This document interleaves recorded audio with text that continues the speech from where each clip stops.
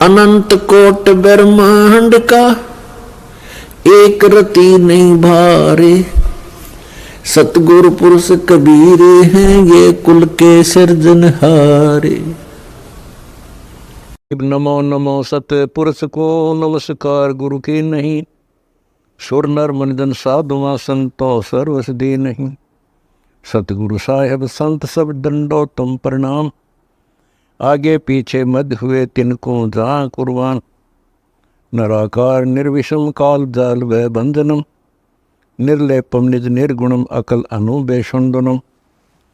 सोहम सुरति समाप्तम सकल समाना निर्तल, उज्ज्वल हिरंबर हर दमम बे पर वह अथा है, वार पार नहीं मध्यतम।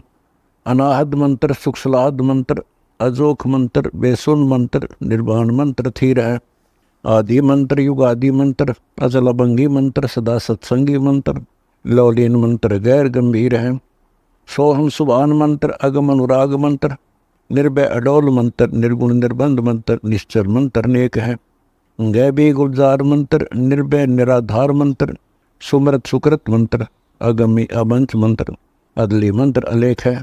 फजलम फराक मंत्र, बिन रसना गुणलाप मंत्र, झिलमिल जहूर मंत्र, सर्वंग भरपूर मंत्र, सैलान मंत्र सार है। निरंकार गर्क मंत्र, तेज पुंज परख मंत्र, अदली अबंध मंत्र, अजप्पा निरसंद मंत्र, अविगत अनहद मंत्र, दिल में दीदार है। वाणी विनोद मंत्र, आनंद असोद मंत्र, कुर्सी करार मंत्र, अनबे उचार मंत्र, उज्ज्वल मंत्र अलेख है। गर्दन को क्रोधी आदमी, तमोगुण का उपासक, राक्षस स्वभाव का धारण किया हुआ। इतने में प्रभु निकट आ गए और कहा, महाराजा आपके द्वारपालों का दोष नहीं है, उनको पता नहीं मैं कैसे आ गया। रावण ने कहा, फिर तू आया कैसे? अंतर ध्यान हुए, अदृश्य हो गए, फिर सामने प्रकट हुए, मैं ऐसे आ गया। क्या करने आया तू? रावण ने प्रश्न किया। प्रभु ने कहा कि मैं आपसे अर्ज करने आया हूं। बिटिया है मेरी शिष्या है, और आपने जो ये सीता का अपहरण किया है, ये लक्ष्मी है, आप इसको वापस दे दो रावण, तेरा कुल बच जाएगा। रावण कहने लगा, तू शिक्षा देने आया मुझे? परमात्मा ने कहा, तेरी विनाश काले विपरीत बुद्धि होगी।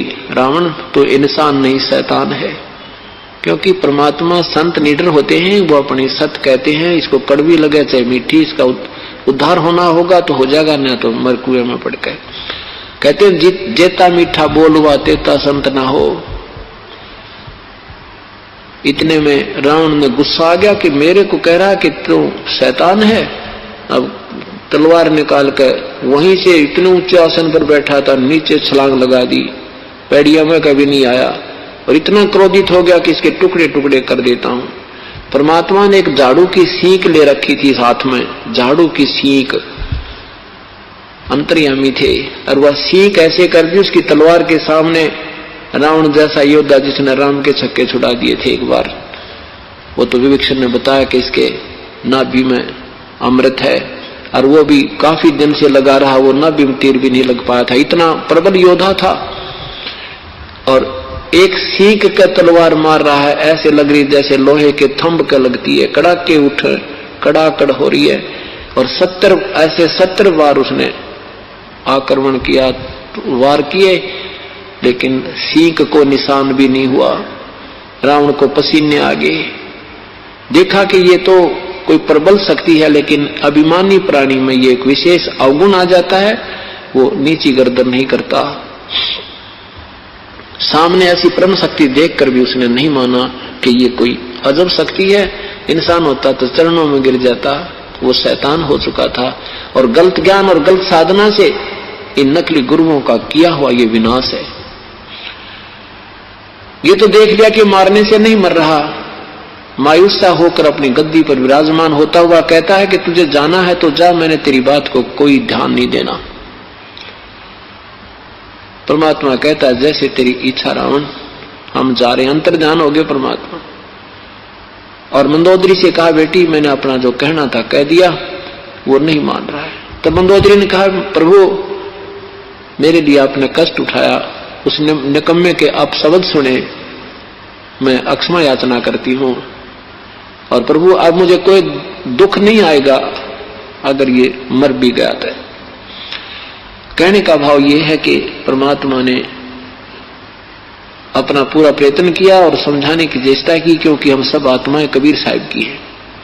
शाम के समय विभीषण आया, मंदोदरी से कहा कि आज तो भाई ने मार दिया होता गुरुदेव को, पर वो तो परम शक्ति है। भाई ने ऐसे 70 बार आंख अंधाधुंध ऐसे तलवार लगाई न, पूरे दरबार में गूंज उठे थी और भगवान ने सींक देख रखी थी, उसका निशान भी नहीं हुआ। सारे दरबारी इस बात से बड़े प्रभावित थे, पर रावण के सामने कौन बोले, माना नहीं। परमात्मा वापस आ गए। मंदोदरी कहने की कोई बात नहीं, अपनी करनी पाओगे के पिता के पूत। ये दो, परमात्मा ने समझाया था, बेटी ये 2 दिन का नाता है तेरा और पति और पत्नी का, ठीक है, पति पत्नी का नाता पूरा निभाना, पर भक्ति मार्ग में कति डगमग मत हो जाना। 2 दिन का संपर्क है, अपनी करनी जाएंगे अपने स्थान पर, जिसको जहां आगे संस्कार है वो न्यारे न्यारे हो जाएंगे, सदा संग नहीं रहेंगे। अब क्या होता है कि वो सीता जी का पता लगाया गया और फिर समस्या आई कि पुल कैसे बनाए समुद्र के ऊपर। 3 दिन भगवान श्री राम घुटनों पानी में खड़ा होकर के समुद्र से याचना करता है कि जल्दी हे सागर राज मुझे स्थान रास्ता दे दे। अपनी पूरी व्याथा बताते हैं कि मेरे साथ ऐसे बीत गई है, मेरी पत्नी को उठा लिया है इसने और मुझे छुड़वा के लाना है। वो पति भर्ता स्त्री है, उसने रावण को समर्पण नहीं किया है। पुण्यात्माओं, यही बातें हैं जो देखने और सुनने की, ये कथाएं जो हमने अब अपनी आत्मा से जोड़नी है। भगवान श्री राम ने हनुमान जी को भेजा। हनुमान जी ने जाकर देखा कि सीता कहां बैठी है, एक वृक्ष के नीचे बैठी है और ऊपर चढ़ कर बैठ गया। राम ने पूरी समझा बुझा कर भेजा था श्री राम जी ने हनुमान जी को कि तू पूरी स्थिति का जायजा लेके आना कि उसने रावण को समर्पण कर दिया है या वो अभी भी मुझे चाह रही है, तो पूरा भेद लाना मेरे बेटे संत जी, मुझे सच्ची सच्ची बताना आकर के। अगर उसने रावण को समर्पण कर चुकी है तो हम नहीं दुनिया के लाल खपाएंगे, और यदि उसने आज भी हमारी याद तड़प है 10-12 वर्ष के बाद भी और वो हमें चाह रही है और उसने समर्पण नहीं किया है, तो हम हर संभव कोशिश करके उसको काल के रावण के जाल से छुड़वाएंगे। इस कारण से हनुमान जी ऊपर छोटा रूप धारण करके वृक्ष के ऊपर चढ़ गए और सीता नीचे बैठी थी। रावण आता है, रावण से सवाल जवाब करता है, उसे कहता तो समर्पण कर दे। सीता कहती है ये जान जा सकती है रावण, तेरी दर्शन भी नहीं कर सकती मैं, तेरे अंदर दुर्भावना है, मेरा तो पति है वो मेरे हृदय में समाया हुआ है।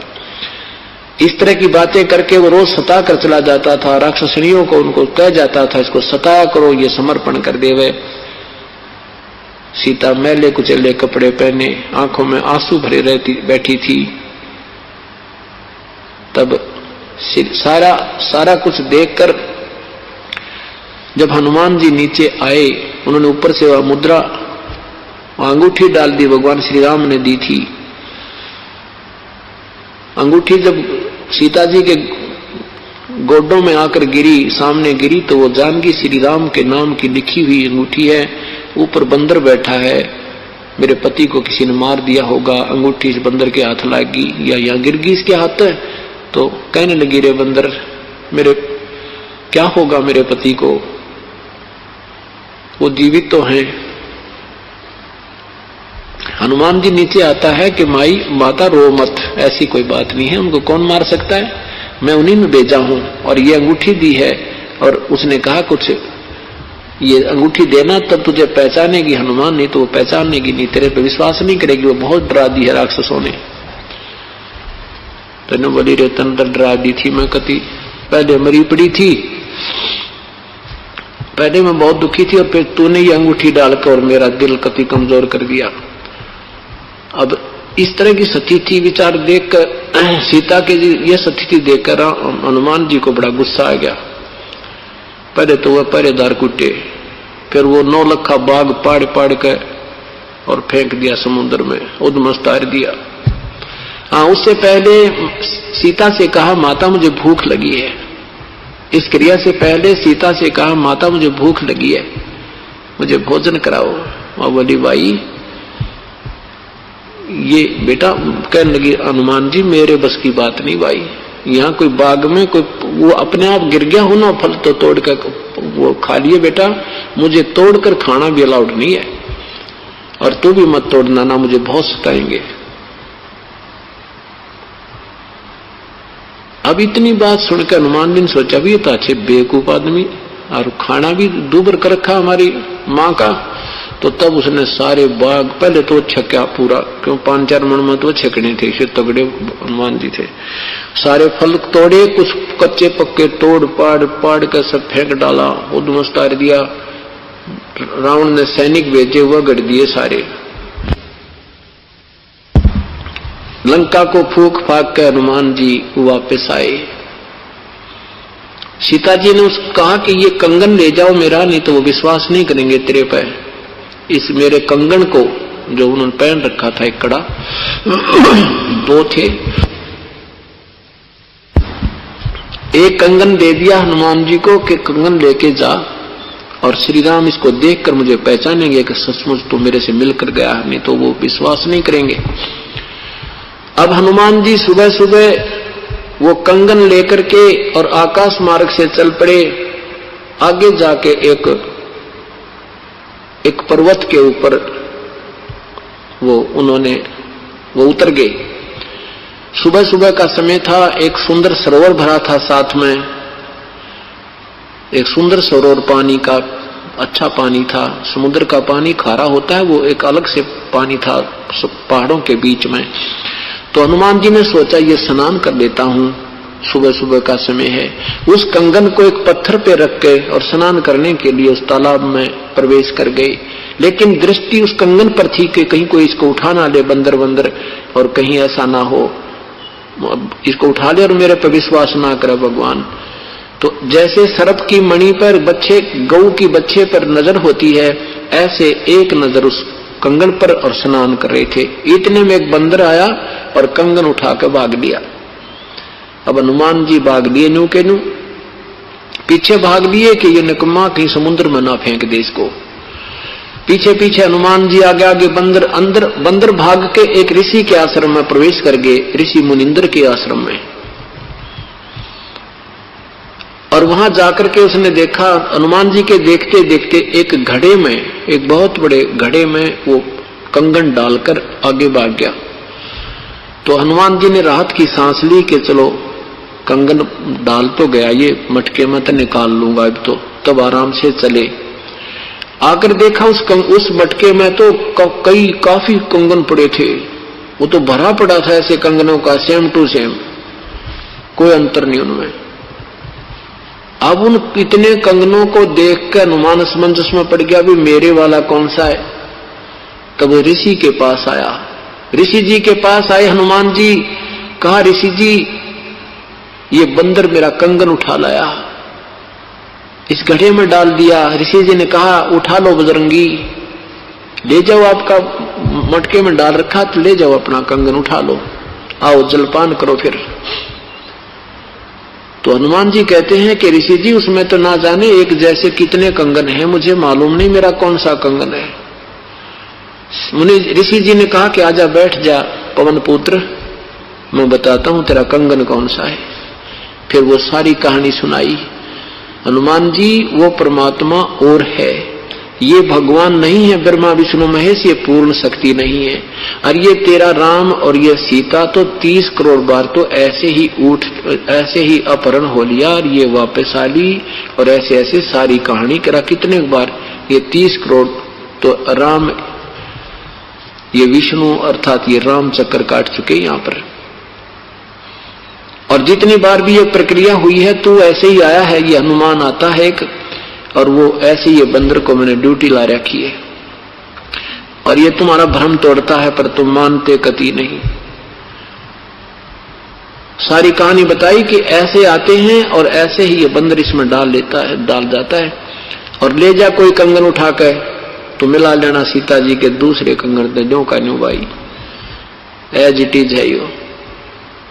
हनुमान जी कहने लगा भगवान ये बात तो तेरी मैं नहीं मानू कि ब्रह्मा विष्णु महेश से कोई परम शक्ति और है, आप कहो चाहे मत कहो, पर ये जादूगरी मुझे मानना पड़ेगा कि ये सारे कंगन एक जैसे हैं।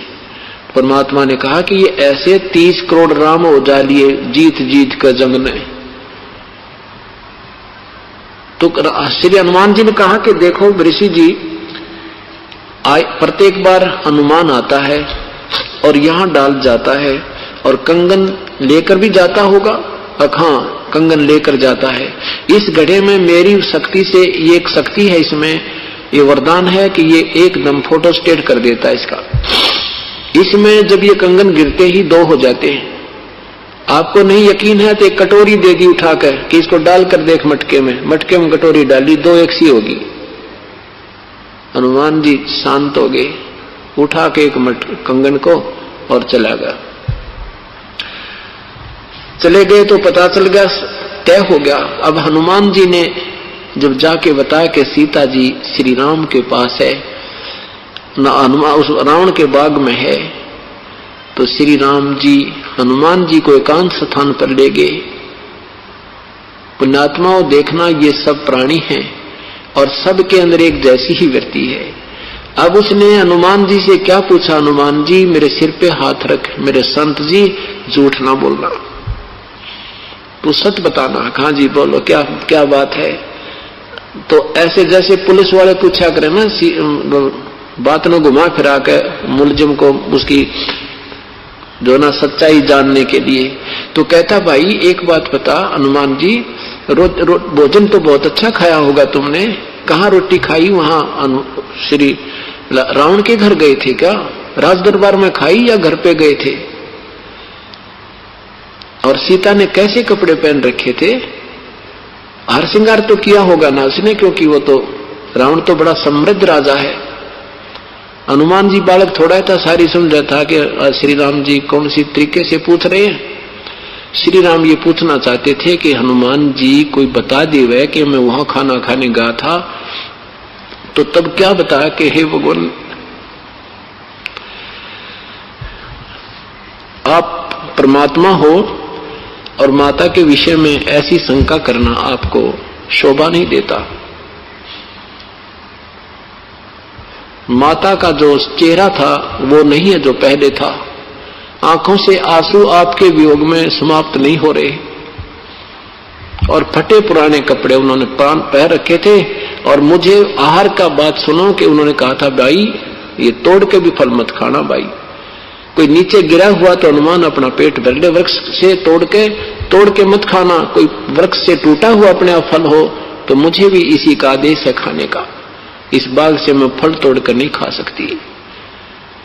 तो जब श्री राम को विश्वास हुआ कि सचमुच वो तो आज भी पति भरता है और अब उसको छुड़वाना अति आवश्यक है। तो पुण्यात्मा यही आज आपके संग है।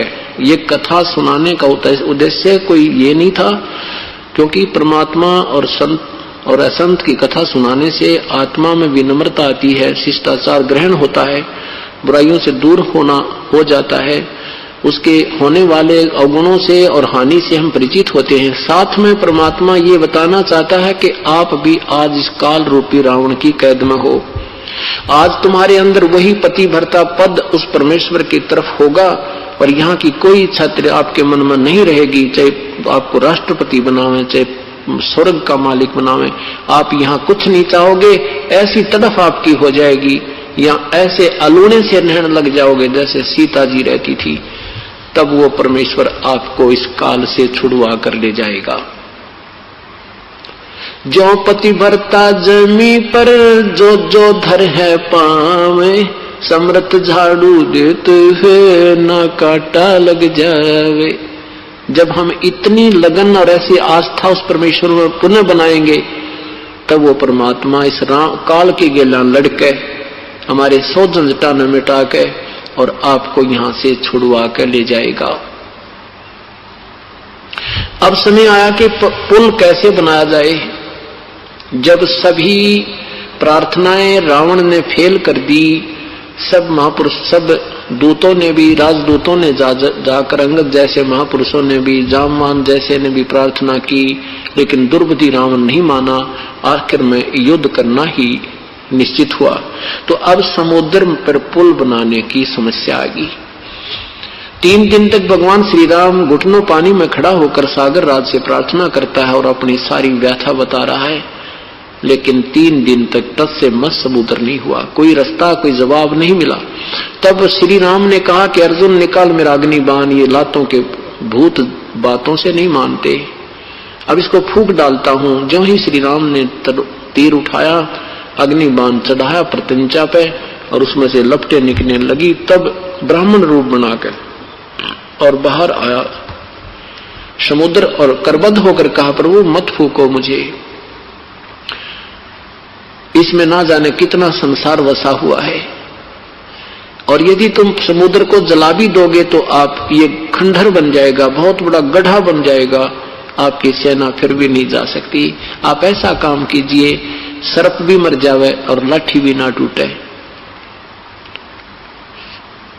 श्री रामचंद्र जी ने कहा, ऐसी कौन सी विधि है वो बता मुझे। आपकी सेना में नल और नील नाम के 2 सैनिक हैं, उनको उनके गुरुदेव द्वारा दी हुई एक शक्ति है, उनके हाथ में करामात है कि उनके हाथों से पत्थर भी तैर जाते हैं। अब इतनी सेना में जहां जामवान जैसे बली, हनुमान जैसे महापुरुष और अंगद जैसे बलवान वहां खड़े थे, और नल और नील 2 सैनिक बुलाए गए राजा के सामने। उनसे पूछा गया कि क्या आपके पास ऐसी कोई शक्ति है जो पत्थर तैर जाएं? उन्होंने कहा हाँ। नल नील ने कहा जी हमारे पास ऐसी पावर है।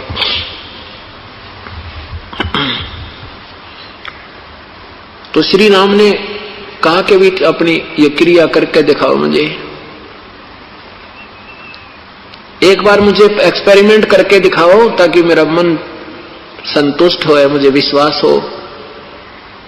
अब वहां पर आज अनुमान भी फेल हो रहा है, अंगद भी फेल हो रहा है, जामवान भी फेल हो रहा है, श्री राम भी फेल हो रहा है, और इतनी महिमा इस जीव की ओए होए, ये इतना काम बिगड़ जाता हमारा इतने में। तो उन्होंने उस दिन प्रभु याद नहीं किया कि कहीं हम नो करें और ये नो सोचें भाई ये तो शक्ति कहीं और से मांगी है इन्होंने, इनमें कहां से थी ये। ऐसी दुर्भावना इस जीव में आए बिना नहीं रहती। इन पॉइंटों से हमें सावधान रहना है। तो श्री नल और नील जी ने उसी समय पत्थर उठाए, अपनी महिमा दिखानी चाहिए, और पत्थर रखे तो दोनों के पत्थर डूब गए, तैरे नहीं। अब दूसरे पत्थर उठाकर डाले, उनको पूरा कॉन्फिडेंस था, लेकिन कहते हैं हम तो हल्दी की गांठ से ही पंसारी बन जाते हैं। अब दूसरे डाले हुए भी डूब गए। तो श्री राम जी ने ऐसे देखा उस विपर रूप में खड़े सागर की तरफ कि जैसे कहना चाहते हो कि तू झूठ बोल रहा था, क्यों मजाक करता है मेरे साथ। इतने में समुद्र ही कहता कि नल नील तुमने अपने गुरुदेव को याद नहीं किया, निकम्मा, आज या के कहानी बिगाड़ी। तब उनको भी अपनी गलती का एहसास हुआ, फिर अपने याद किया, भगवान हमें दया करो, हमारे से गलती होगी। वो परमात्मा का काल के साथ पहले वचन हुआ था, काल ने कहा था कि मेरे अंश जाएगा, समुद्र पर पुल नहीं बनेगा, उससे वो पुल बनवाना। अपने वचन को याद करके परमात्मा उधर आना ही था। देखा 2 किलोमीटर की दूरी पर देखा कि गुरुजी आ रहे हैं, वो आगे गुरुजी, वो आगे गुरुजी, सबकी दृष्टि कई सामने कि जिन महापुरुष के आशीर्वाद से पत्थर इनके हाथ से तैर रहे थे वो स्वयं ही आगे हैं, तो कहना ही क्या। इतने में निकट आ गए। श्री राम ने प्रार्थना की, है प्रभु, हे ऋषि जी, ऐसे ऐसे मेरे ऊपर बहुत बड़ी आपत्ति आई हुई है, मेरी पत्नी को रावण ने उठा लिया है, और आज आपके शिष्यों में वो करामात नहीं रही। मेरे दुर्भाग्य है कि आज इनकी हाथ में भी वह शक्ति नहीं रही कि पत्थर तैर जावें। तो परमेश्वर ने कहा कि अब इनके हाथ में रहेगी भी नहीं, क्योंकि इन्होंने आज मर्यादा भंग कर दी। कैसे? जैसे माता गर्भ को रखे यत्न बनाए, ठेस लगे तो छिन्न होवे, तेरी ऐसे भक्ति जावे। अब नाम ले लेना ये तो आपका सौभाग्य है, शुभ संस्कार आपको यहाँ ले आया, यहाँ तक उसका यहाँ तक लाने का काम था। अब आगे आपका कार्य है कि जैसे गुरु जी कहें वैसे ही अपनी मर्यादा में रहते हुए इसको सफल करना है। जैसे किसी बहन को बहुत ही काफी समय उपरांत गर्भ रहता है और फिर वो उस बच्चे की कितनी केयर करती है, कितनी सावधान करती है कि कहीं ऊंचे नीचे में पैर ना रखा जा, मेरा बालक खराब हो जा, कहीं जो है रात को करवट लेती है तो भी भयभीत रहती है कि कहीं मेरे बच्चे पर दाब ना आ जा, मेरा लाल खराब हो जाए। तो कहते हैं ऐसे तुमने सावधान रहना चाहिए, गुरुदेव के आदेश की उल्लंघना ना चाहिए, मन में मान बढ़ाई नहीं आनी चाहिए, तब तुम्हारा ये भक्ति रूपी लाल सफल होगा, नहीं तो ऐसे बर्बाद हो जाएगा। ये हमें एक उदाहरण दिया मालिक ने। तब श्री राम ने कहा, हे प्रभु, जब आप अपने बच्चों को आशीर्वाद दे सकते हो, मेरे पर मेहर करो, बहुत आपत्ति है मेरे पे। तब परमेश्वर ने कहा, ठीक है, अब मैंने ये पहाड़ है सामने का, उस पहाड़ के चारों तरफ एक लाइन ऐसे डंडी से अपनी छोटी सी लाइन लगा दी, एक रेखा खींच दी चारों तरफ के, और कहा इसके बीच बीच के ये पत्थर उठा लो, ये सारे तैर जाएंगे। अब कहते हैं ना, दूध का जला हुआ लस्सी कोई फूकता है। हनुमान जी से कह ले, हनुमान उठा के एक पत्थर, हनुमान जी पूरा पहाड़ उठा गए, इतना बड़ा, और पटक दिया, वो टुकड़े टुकड़े हो गया। और फिर रख के देखा तो न्यो के न्यो तैर रही हैं। और नल नील शिल्पकार भी थे, उन्होंने कहा, जी हमें एक सेवा तो दे दो, हम शिल्पकार हैं, इनको तोड़ फोड़ के एक दूसरे में फंसा कर सेट कर देंगे, अक्सर बेटा कर लो या सेवा तो करो। तो कहते हैं फिर वो समुद्र पर पुल बना, रे नल नील यतन कर हार, तब सतगुरु से करी पुकार। रे नल नील यतन कर हार, तब सतगुरु से करी पुकार। जा सतरे खाल की अपार, सिंधु पर शिला तिराने वाले। जा सतरे खाल की अपार, सिंधु पे शिला तिराने वाले। धन धन सतगुरु सत कबीर, भक्त की पीड़ मिटाने वाले। धन धन सतगुरु सत कबीर, भक्त की पीड़ मिटाने वाले। भक्त की पीड़ मिटाने वाले, भक्त की धन धन सतगुरु सत कबीर, भक्त की पीड़ मिटाने वाले। रहे नल नील यतन कर हार, तब सतगुरु से करी पुकार। और आपने जा सत रेखा लिखी अपार, चारों तरफ से वो खींच दी लाइन, सिंधु पर शिला तिराने वाले। अब देखो पुण्यात्माओं, ये तत्व ज्ञान है। ये स्पेयर पार्ट पहले ही अपने दुकान में रखे थे, अपने सदग्रंथों में कथाएं थी। इंजीनियर ही उनको जोड़ तोड़ कर गाड़ी बनाता है जो काम आती है, तो उसको तत्वदर्शी संत कहते हैं, वो वास्तविक ज्ञानी होता है। ये दास को ऊपर मेहर की परमात्मा ने बुद्धि दी, उस परमेश्वर की बुद्धि से ही ये दास आपको इस सदग्रंथों का सार निकालकर आपके समक्ष रख रहा है। कि पहले कोई तो कहता था श्री राम ने पुल बना दिया, जब फिर कहते थे श्री राम जी 3 दिन याचना करते रहे, वो समुद्र ने रास्ता नहीं दिया। अगर समर्थ भगवान होते तो क्या जरूरत थी याचना करने की, और चल उतार ले जाते सारी सेना को। कोई कहता था कि हनुमान जी ने राम का नाम लिख दिया इसलिए पत्थर तिर गए, यानी कोई निर्णायक ज्ञान नहीं था।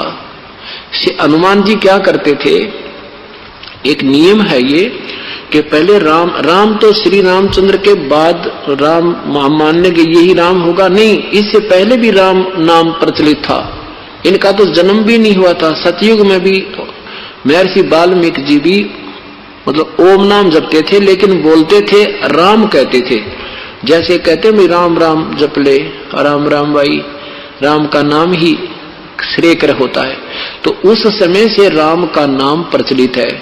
जैसे हम कहते हैं ना भाई सतनाम, जैसे सत साहेब कहने का तात्पर्य यह है कि परमात्मा ही वास सत्य है, बाकी ये झूठा संसार है, और अपना नाम जपते रहना। सत्य साहेब कहें तो ये मन में विचार आना चाहिए कि ये क्या संकेत कर रहा है कि नाम जपते रहियो, गप्पे मत मारते रहना के नाम को।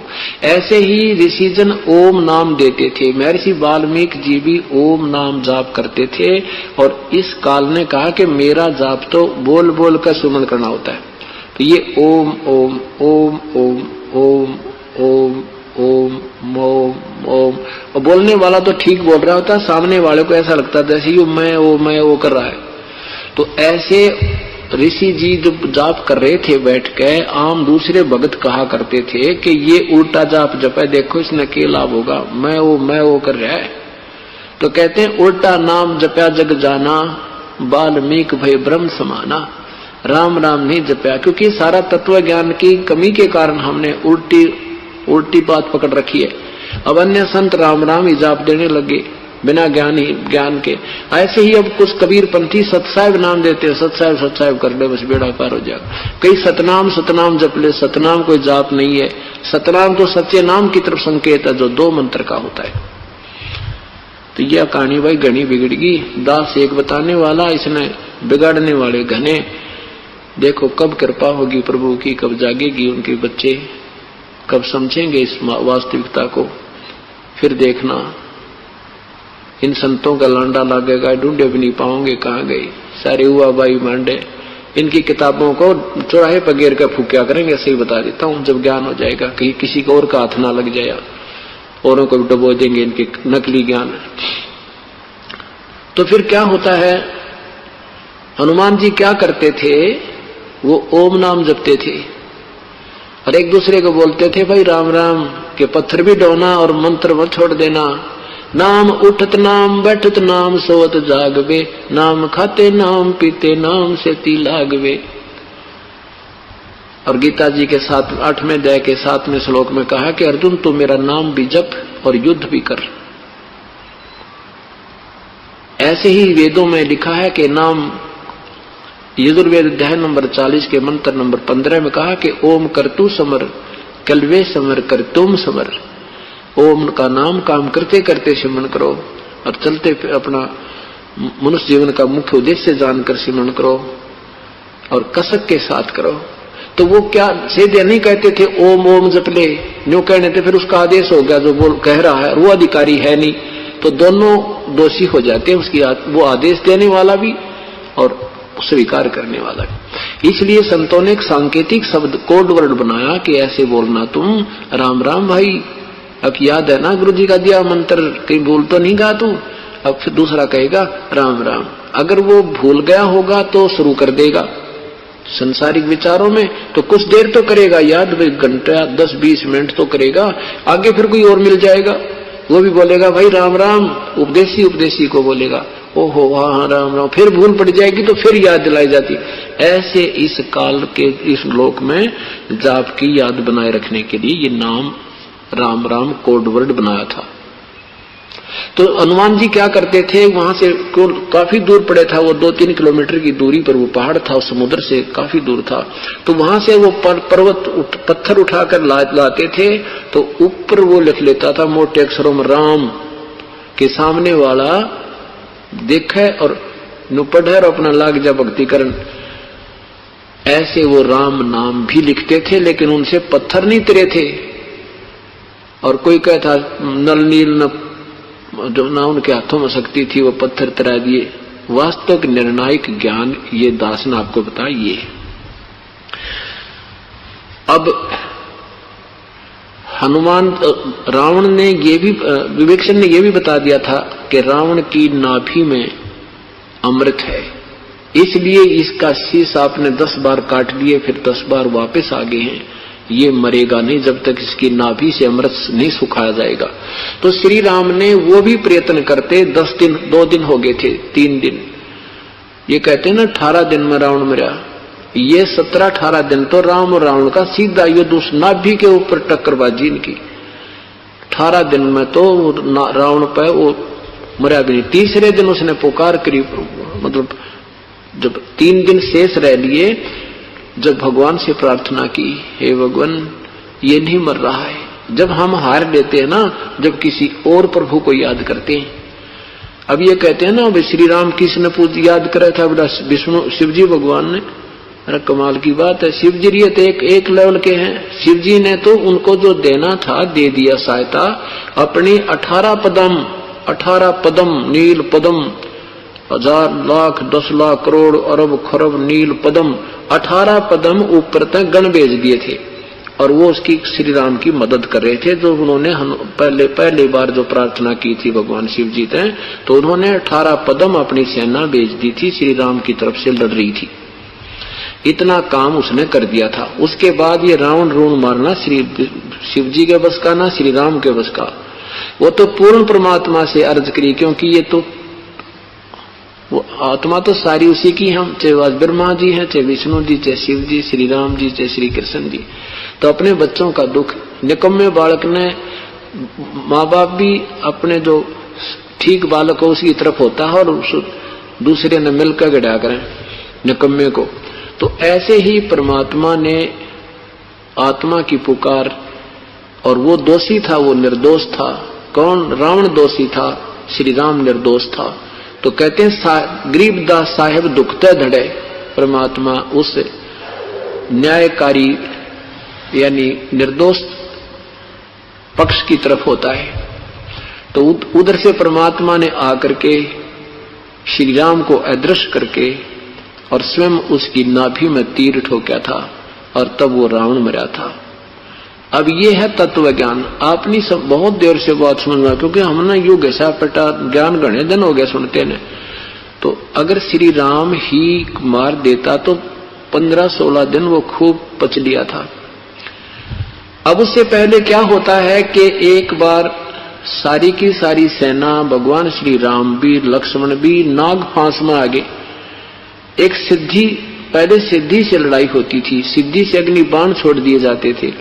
एक सिद्धि से क्या किया कि नाग फांस छोड़ दिया। सब के सब सेना ऐसे बांध दी नागों ने, सर्पों ने, जैसे हाथ ऐसे नीचे को और जो के जो बांध कर खड़े कर दिए। टस से मस नहीं हो पा रहे थे, ऐसे सकंजे खींच दिए, उनकी जान जाने वाली थी। तब गरुड़ जी से प्रार्थना की थी श्री राम ने, और कहते हैं श्री गरुड़ जी ने आकर के सब नागों को काट काट कर मार मार कर खत्म किया। और जब वो सेना को निर्बंध किया तो क्या बताते हैं परमात्मा? काटे बंधन विपत में, भाई कठिन कियो संग्राम में, चिन्हो रे नर प्राणिया, ये गरुड़ बड़ो अकराम। तुम भगवान राम को समर्थ और सर्वशक्तिमान तो मानते हो। जब भगवान नाग फांस में आ गए थे तो उस गरुड़ जी ने आकर उनका बंध छुटवाया था। तो इनमें राम बड़ा शक्तिशाली है, गरुड़ शक्तिशाली, कुछ निर्णय तो दो मुझे। फिर तुम श्री कृष्ण को परमात्मा मानते हो इसी कारण से कि उन्होंने गिरिराज को उठा लिया था, हनुमान जी ने द्रोणोगिरी उठाया था। और तुम्हारे ये लोक वेद बता रहे हैं कि शेष नाग ने सारी सृष्टि सब लोक अपने सिर पर रखे हैं। तो बता फिर इनमें कौन सा भगवान? कहते गोवर्धन श्री कृष्ण धार्यो, द्रोणोगिरी हनुमंत, शेष नाग सब सृष्टि उठारो, इनमें कौन भगवंत। कि इसी लक्षण से तुम परमात्मा की संज्ञा में और समर्थ मान बैठे हो कि एक गिरिराज को उठाने मात्र से श्री कृष्ण जी समर्थ और सर्वशक्तिमान मान लिए। तो हनुमान जी भी तो पहाड़ उठा के लाया था, और शेष नाग सबको उठा रहा, जिस पर पृथ्वी और ये पहाड़ सारे रखे। तुम्हारे दृष्टिकोण से वैसे तो ये ज्ञान कुछ और है, शेष नाग के सिर पे नहीं है, ऊपर कह देते हैं ना, जैसे कई मंजिल की इमारत वो बनी हुई हो, ऐसे ऊपर कई मंजिल की कोठी मकान बना है, तो कोई कह दे भाई नीचे वाले वो बैठा, उसके ऊपर वो बैठा, उसके ऊपर वो दूसरा दफ्तर है, उसके ऊपर उसका ऑफिस है, उसके सिर पे, उसके ऊपर उसके सिर की सीध में। इस तरह मतलब पाताल लोक में शेष नाग का स्थान है, और पाताल से ऊपर ये सारे लोक हैं। इस तरह की सृष्टि का ये विवरण है। बाकी वो अनजान लोग सुनी सुनाई दंत कथा सुना के ऐसे कहा करते। अब क्या होता है कि एक दिन अब सीता जी को ले आए, रावण को भी, हनुमान जी भी वहां से सीता जी ने जब उसने माला फोड़ दी थी, सीता जी ने सच्चे मोतियों की माला हनुमान जी को सौंपी थी, तो हनुमान जी को ऐसे कटु वचन कह दिए थे सीता ने कि तू रहा बंदर का बंदर, तने इतनी कीमती माला का नाश कर दिया फोड़ फोड़ के। और वो कह रहा था माता मैं तो इसको ये देख रहा हूं, इसमें कहीं कोई भगवान का नाम लिखा है तो मुझे पसंद है, नहीं तो मेरे लिए मिट्टी है। कटु वचन बोल दिए तो हनुमान जी वो छोड़ के अयोध्या को एक पहाड़ पर जा बैठे। अब परमात्मा वही मुनिंद्र ऋषि हनुमान जी से मिले आके, हनुमान जी से कहा कि मुझे पहचाना बजरंगी तूने? कहाँ देखे, लगता देखे तो हो आप मुझे कि मैं वही ऋषि हूं जो आप वहां कंगन का जिक्र सुनाया। कहा महर्षि जी कैसे आना हो गया आपका? कि मैं आपसे फिर प्रार्थना करने आया हूं कि ये भगवान नहीं है और पूर्ण परमात्मा कोई और है बेटा, आप मेरे बच्चे हो। ऐसे ऐसे पूरी काफी कथा सुनाई। हनुमान जी भी छींक लिया था सिर्फ जीवंत, और वहां कितनी मदद की, श्री राम के लड्डू मिले, सीता ने सुना दिए 2 वचन। अब वो भी संसार से हार चुका था, इसलिए सुन रहा था ना, तो इतना बड़ी था वो, किसी की बात श्री राम के विरुद्ध नहीं सुन सकता था। और फिर श्री राम ने सीता जी को भी निकाल दिया था। ये भी आम व्यक्ति, आज तो चाहे हम कुछ भी कहें, पर उस समय की जनता इसको नहीं स्वीकार कर रही थी कि यह नादानी की हमारे राजा ने एक गर्भवती पत्नी को और एक व्यक्ति के कहने मात्र से निकाल दिया, जबकि अग्नि परीक्षा लेकर के श्री राम सीता को लाए थे, आग में बैठा दी थी कि लोग मुझे क्या कहेंगे, अगर तू जल गई तो तेरा टंटा कट जाएगा, तो उल्टा है, और बच गई अग्नि में तो मैं तुझे ले चलूंगा, तू निर्दोष है। तो वो भी परीक्षा में, अग्नि परीक्षा में भी सीता सफल होगी थी, जली नहीं थी। और फिर भी एक धोबी के कहने से श्री राम ने उसको निकाल दिया कि मैं ऐसा नहीं हूं कि अपनी पत्नी को पीट रहा था धोबी। वो 2 दिन घर से निकल गई थी झगड़े के कारण कि मैं वो दशरथ का बेटा राम नहीं हूं। अपनी पत्नी को रावण के पास 12 वर्ष तक उसके बाग में रही और फिर अपना लिया। इस बात पर अपनी पत्नी को निकाल दिया। थोड़ा सा विचार करो पुण्यात्माओं, ये के ज्ञान सुना करते हैं। ये ना राम का दोष ना सीता का दोष, ये तो काल के हाथ में रिमोट था, उसी ने ये सब जो कुछ उनका पूरा निर्धारित था, इतना ही कष्ट ये फिल्माइज करवानी थी। और इसने हम पढ़ कर नादान उनके ऊपर आसक्त हुए रहेंगे और ये नरक में जाते रहेंगे और भगवान के विषय में सुने नहीं। इतना सा काम काल ने करवाना था और इनके संस्कार पूरा निर्धारित कर दिए थे, नहीं तो ये कोई निर्णय हुआ। एक गर्भवती पत्नी को निकाल के देखो अपनी को, वैसे निकाल दो अपनी पत्नी को घर से, कोई बात? समझदारी का लक्षण है ये। 36 मुकदमे हो जाए आजकल तो कहने का भाव ये है कि हम उन ज्ञानों को सुन सुनकर ढीठ हो गए, हम और कोई सुनने को तैयार नहीं रहे, हमारी बुद्धि स्लिप करने लगी। लेकिन अब यह सेट होगी और रेग मार लग रहा है, पुराना रंग उतरेगा, नया पेंट उतना ही चढ़ जाएगा, ये फिर नहीं उतरेगा। हनुमान जी कहने लगे महात्मा जी आपकी बात मैं जब मानूं मुझे कुछ दृष्टांत होए। परमात्मा ने कहा कि मैं तुझे यहीं बैठा अपना शक्ति से दिखाता हूं। परमात्मा ने वहीं बैठे और आकाश में उड़ गए और अपनी तरफ से दिव्य दृष्टि दे दी बजरंगबली को, और यहाँ बैठा वो ऐसे देख रहा है और देख रहा है परमात्मा सब लोगों को पार करते हुए और अपने मूल स्थान पर जाकर विराजमान हो जाते हैं। और वहां करोड़ों ये रामचंद्र जैसे शक्तियां हाथ जोड़े करबद्ध हुई खड़ी है। तब हनुमान जी का समझ में आई भाई ये तो प्रबल शक्ति है। कहने लगे भगवान एक बार नीचे आ जाओ, क्योंकि आत्मा परमात्मा को चाहने वाली थी बजरंगबली, और चरणों में गिर गए। कहने लगे परमात्मा मुझे क्षमा कर दो, मैंने आपके साथ अभद्र व्यवहार किया। प्रभु ने कहा कोई बात नहीं पवन पुत्र तेरा दोष नहीं, ये तो सबका उल्टी पट्टी बंधी हुई है, सभी को ऐसे ही उल्टा ज्ञान दृढ़ हो चुका है। हनुमान जी पहले कह रहे थे परमात्मा से विचार विमर्श करते हुए, वाद विवाद करते हुए, कहने लगा मैं ऐसे मारूं था गदा और 10-10 राक्षस मर जाते थे और श्री राम की कृपा से मैं ऐसा कर रहा था। परमात्मा कहने लगे ठीक है आप महान आत्मा हो, और महान आत्मा ये दूसरे को ही क्रेडिट देती है, लेकिन ये साधु लक्षण नहीं अनुमाना। एक दूसरे को मारना कूटना है ये कोई साधु के लक्षण होते हैं? और तू डींग मारा इस बात की मैं ये कर देता, ये साधु नहीं करते ऐसा काम, ये भी तुझे पाप लगेगा। चलो कहने का भाव ये है कि सारी बात समझ में आ गई। हनुमान जी ने कबीर परमात्मा अर्थात मुनिंदर जी से उपदेश लिया और तब इस बजरंग बली का कल्याण हुआ। बोलो सतगुरुदेव की जय।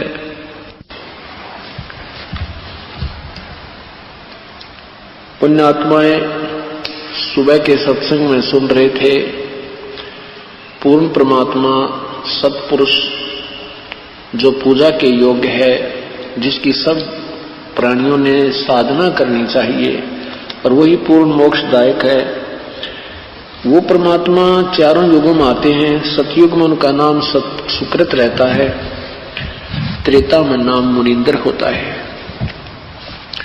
द्वापर में उन्हीं परमेश्वर का नाम करुणा में होता है, कलयुग में वो परमेश्वर अपना नाम वास्तविक नाम से ही प्रकट होते हैं। वो अपना नाम कबीर देव, कबीर भगवान, कबीर साहिब से ही प्रकट होते हैं।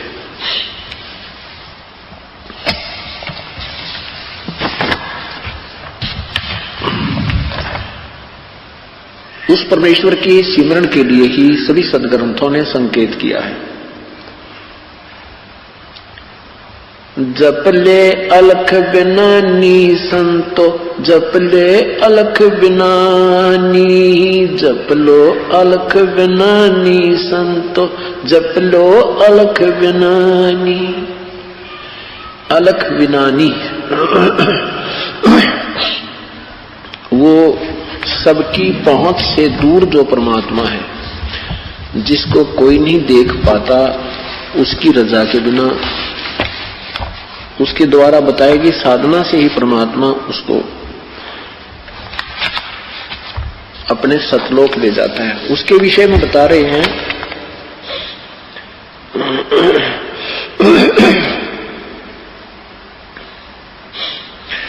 जप ले अलख बिनानी संतो, जप ले अलख बिनानी, जप लो अलख बिनानी संतो, जप लो अलख बिनानी।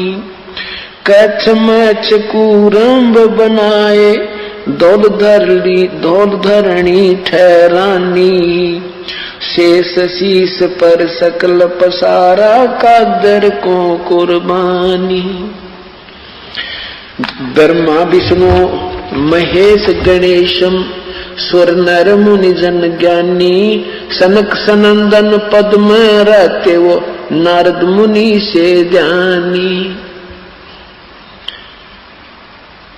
राजा ध्रुव प्रहलाद और नाम कबीरा, चारों युग परवानी, तीन लोक में ताहे दवाई, अलफ इलाम निशानी। राजा कोट निनानो तारे, गोरख पद गलतानी, अम्बरीश और जनक विदेही, द्वारपाल दरवानी। मारकंड रूमीर सिरांगे, वाल्मीकि सुल्तानी, अरब रामायण आन सुनाया, वहां थक के पवन और पानी। सथावर जंगम ताही रटत हैं, ये गांव है चारों खानी, 18 बार पर्वत बनमाला, घट घट पूर्ण ब्रह्म समानी। सकल मनोरथ पूर्ण साहेब, कबीरा समरथ दानी, गरीबदास ताही को सेवो, लीला बिरद बखानी। जप लो अलख बिनानी संतो, जप ले अलख बिनानी। उस पूर्ण परमात्मा को, सर्वशक्तिमान प्रभु को जप लो, उसका नाम जाप करो। उसी परमेश्वर ने ये सब कच्छ मच और कूरम, धरती आदि सभी पृथ्वी आदि की रचना की है। और ये शेष नाग के पाताल लोक से ऊपर जितने भी इस ब्रह्मांड में आप लोक देखते हो, क्योंकि यहाँ के प्राणियों को एक ब्रह्मांड का भी पूर्ण ज्ञान नहीं है, इसलिए कहते हैं ये जो सारी रचनाएं की हैं उस परमेश्वर ने की हैं और उसका नाम कबीर समर्थ दानी, वो सबका दाता कबीर परमेश्वर है।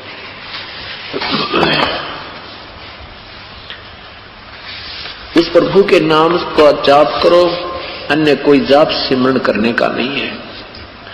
भक्ति मुक्ति के दाता सतगुरु, भक्ति मुक्ति के दाता, भक्ति मुक्ति के दाता सतगुरु, भक्ति मुक्ति के दाता।